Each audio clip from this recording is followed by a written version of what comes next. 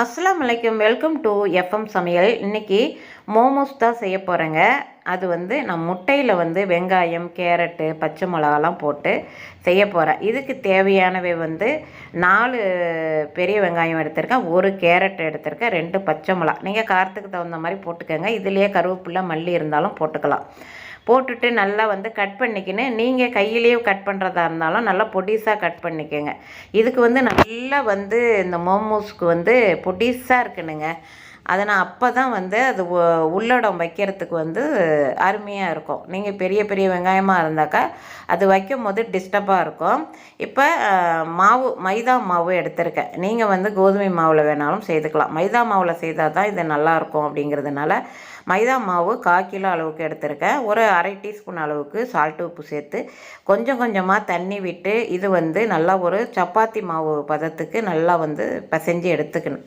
பிசைஞ்சு எடுத்து அதை வந்து ஒரு சின்ன சின்ன பால்ஸாக வந்து உருட்டிக்கின்னு, சின்ன சின்ன பால்ஸாக நம்ம வந்து பூரிலாம் செய்வோம் இல்லையா, அந்த அளவுக்கு வந்து சின்ன சின்ன பால்ஸாக வந்து உருட்டிக்கின்னு, சின்னதாக தான் நம்ம வந்து சப்பாத்தி மாதிரி போட்டு அது உள்ளடம் வைக்க போகிறோம்.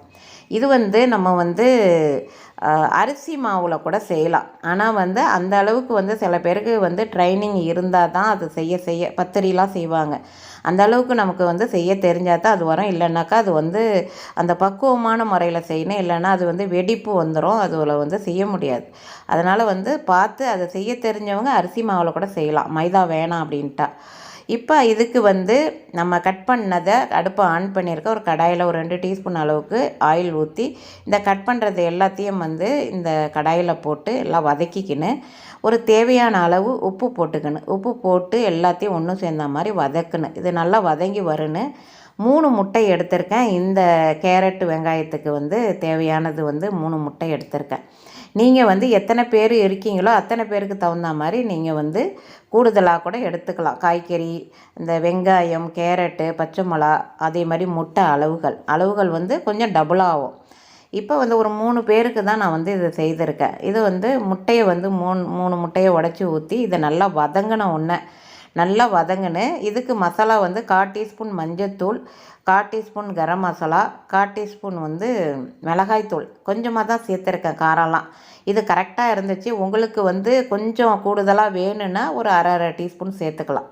எல்லாத்தையும் ஒன்று சேர்ந்த மாதிரி வதக்கிக்கிங்க. இது நல்லா வதங்கி வந்தவுடனே முட்டையை உடச்சி இதில் நல்லா கலக்கி விட்டுட்டு நல்லா கலந்துக்கணும். முட்டையை கலக்கி விட்டுட்டு தான் வந்து முட்டையை உடச்சி இதில் அந்த கலந்து விட்டுட்டு அதில் வந்து நம்ம இதில் ஊற்ற போகிறோம்.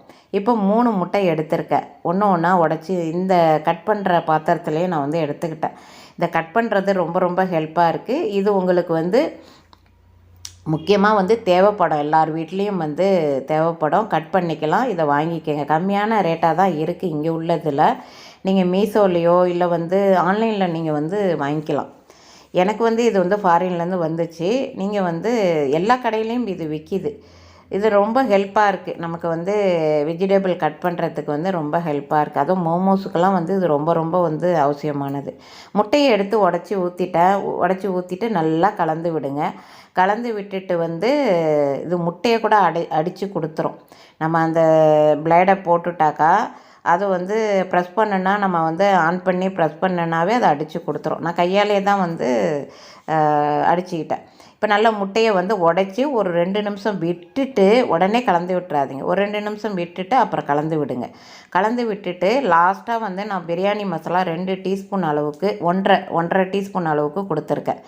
ஏன்னாக்கா அந்த வாசனையும் சுவையும் கூடுதலாக இருக்கும். வேணும்னா போட்டுக்கோங்க, அப்படி இல்லைன்னா வேண்டாம். இப்போ வந்து அந்த பிரியாணி மசாலா போட்டுட்டு 1.5 டீஸ்பூன் அளவுக்கு கொடுத்தா போதும். போட்டுட்டு ஏன்னா பச்சை மிளகா இருக்குது, 1/4 டீஸ்பூன் மிளகாய்த்தூள் இருக்குது, அதனால் 1.5 டீஸ்பூன் அளவுக்கு போதும். கரெக்டாக இருந்துச்சு. பசங்க சாப்பிட்றது, அதனால் வந்து ரொம்ப காரம் வேணாம். இப்போ மைதா மாவு வந்து நான் சின்ன சின்ன உருண்டைகளாக வந்து நான் போட்டுட்டேன். இப்போ கொஞ்சமாக மாவு எடுத்து நல்லா வளர்த்துனா ரொம்ப பெருசாக இருக்கக்கூடாது, சின்னதாக தான் இருக்குன்னு. இதுக்கு வந்து ஒரு மூடி வச்சு கூட வந்து ப்ரெஸ் பண்ணுவாங்க. நான் வந்து அப்படிலாம் செய்யலை. கரெக்டான ஒரு அளவுக்கு வந்து ஒரு தின்னாகவும் இருக்கணும், கொஞ்சம் தின்னாக இருக்குன்னு. ரொம்ப மெல்லிசாக இருந்தால் அது வந்து பிஞ்சிக்கிட்டு வந்துடும் அப்படியே.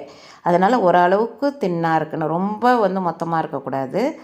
இதை வந்து நல்லா நடுப்புற வந்து அந்த முட்டை பொரியலை வச்சுட்டு கொஞ்சம் அதை வந்து மடக்கி மடக்கி மடக்கி விட்டு ஈஸி தான், ரொம்ப கஷ்டம் கிடையாது. நான் முதல் முறையாக மோமோஸ் செய்கிறேன். அதனால் வந்து எனக்கு வந்து எப்படி வரும் அப்படின்னு யோசனை பண்ணிட்டேன். எல்லாமே வந்துடும், இந்த மடக்கிறது எப்படி வரும்னு நினச்சிக்கிட்டே இருந்தேன். நான் கரெக்டாக வந்துருச்சு.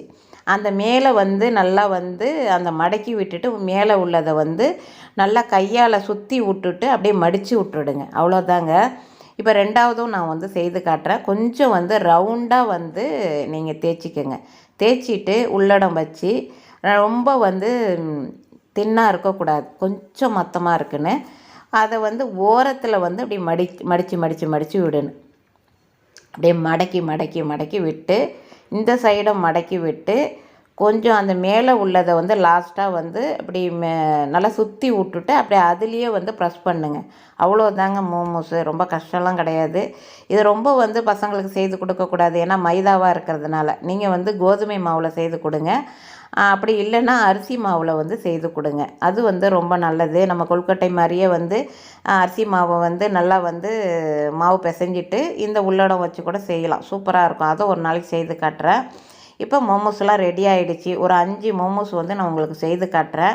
இப்போ அடுப்பை ஆன் பண்ணி இட்லி பாத்திரத்தில் தண்ணி வச்சுருக்கேன். மேலே வந்து அந்த ஆயில் கொஞ்சம் தடவிங்க. நான் ஆயில் தடவாமல் தான் போட்டேன். ஆனால் அது கொஞ்சம் ஒட்டுற மாதிரி இருக்கும், ஆனால் எனக்கு ஒட்டலை. ஓரளவு ஒட்டாமல் தான் வந்துச்சு எல்லாமே. ஆனால் ஆயில் தடவிக்கிட்டாக்க ஒட்டாமல் வந்துடும். எல்லாத்தையும் நல்லா ஒரு 5 நிமிஷத்தில் வெந்துருச்சு. அடுத்த சூப்பரான ரெசிபியுடன் உங்களை சந்திக்கிறேன். மோமோஸ் ரெடி ஆகிடுச்சு. தேங்க்யூ ஃபார் வாட்சிங்.